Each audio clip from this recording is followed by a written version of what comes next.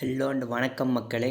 நம்ம ராகுல் வந்து third ODI India vs South Africa டிசைடரில் டாஸ் வந்து லெஃப்ட் ஹேண்டில் டாஸ் பண்ணார்.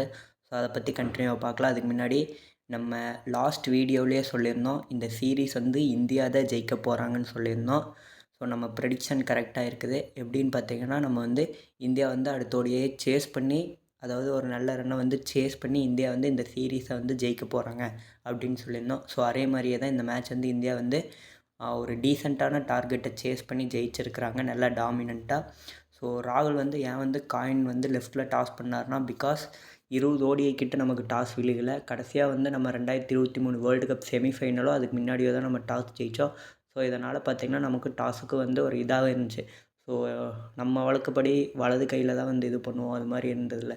ஸோ அவர் சும்மா லெஃப்ட்டில் போட்டு விட்டார். பட் கர்மா ஒர்க்ஸ், ஏதாவது எப்படி வேணாலும் நம்ம வச்சுக்கலாம். ஸோ ஃபைனலாக இந்தியா டாஸ் ஜெயிச்சு ஃபஸ்ட் டைம் வந்து ஒரு 2 வருஷம் கழித்து ஃபஸ்ட் டைம் வந்து இந்தியா டாஸ் ஜெயிச்சு ஒரு மேட்ச்குள்ளே வராங்க.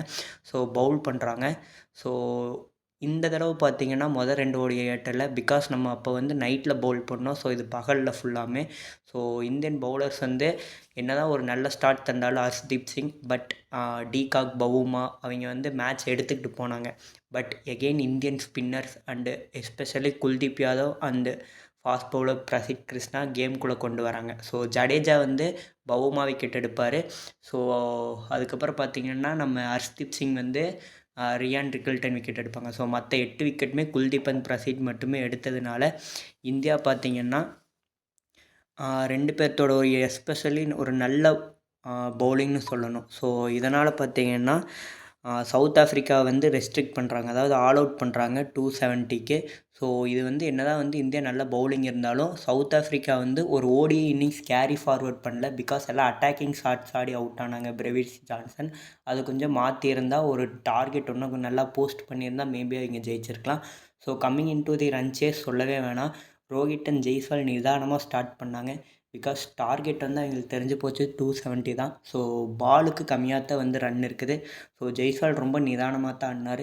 ரோஹித் தான் ஸ்டார்டிங்கில் கொஞ்சம் அட்டாக் பண்ண ஆரம்பித்தார். ஸோ அவங்க 2 பேருமே ஒரு நல்ல ஸ்டாண்ட்.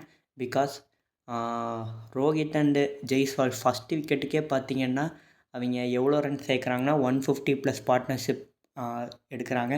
பட் அன்ஃபார்ச்சுனேட்டாக மேட்ச் வந்து நல்ல, அதாவது 2 பேரையும் முடிச்சிற நிலமையில் இருக்கிறப்ப ரோஹித் வந்து மகாராஜோட ஒரு ஓவரில் வந்து ஸ்லாக் ஸ்வீப் அடிக்க போவார் 70s இருக்கப்போ.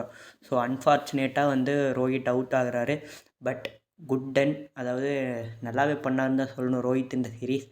எனக்கு தெரிஞ்ச 3 மேட்ச்சுமே 15 நினைக்கிறேன். ஒரு செஞ்சுரி கன்வெர்ட் பண்ணியிருந்தால் ரோஹித் ஃபேன்ஸ் எல்லாருமே சந்தோஷப்பட்டிருப்பாங்க.